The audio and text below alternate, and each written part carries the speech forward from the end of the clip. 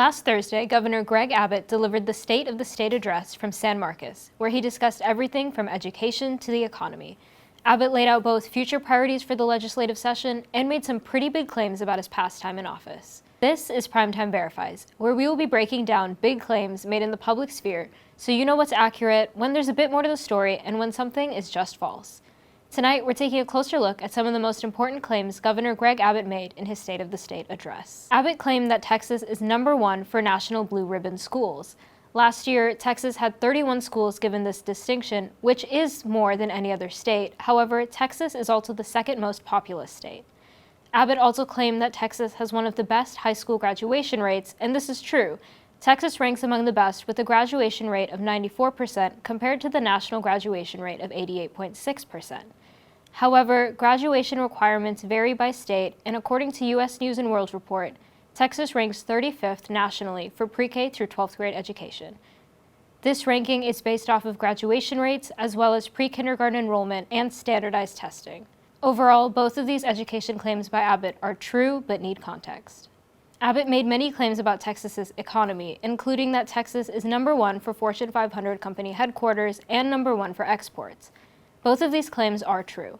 In 2022, Texas had over $400 billion of exports, with the next highest state being California, which had $185.5 billion of exports, according to the International Trade Administration data.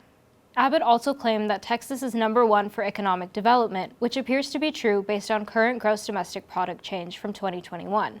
However, when looking at percent change in real GDP, Texas is not ranked first in 2021, according to the data from the Bureau of Economic Analysis within the U.S. Department of Commerce.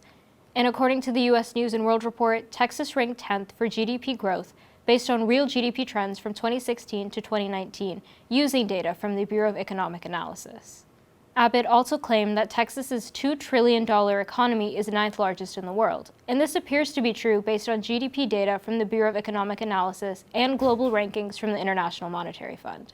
Additionally, Abbott said that Texas has added 1.9 million jobs since he took office, and based on Bureau of Labor Statistics preliminary data from 2022 and data from January 2015 when Abbott took office, this claim appears to be correct. Abbott discussed border security as well and said that 24,000 criminals have been arrested by DPS, and that they have seized enough fentanyl to kill every man, woman, and child in the country.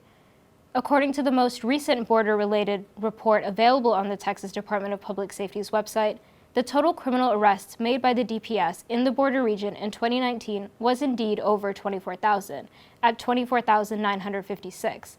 However, this number decreased to 20,535 in 2020. From March 2021 to early February 2023, 361 million lethal doses of fentanyl have been seized by the DPS across the state, which is indeed greater than the U.S. population.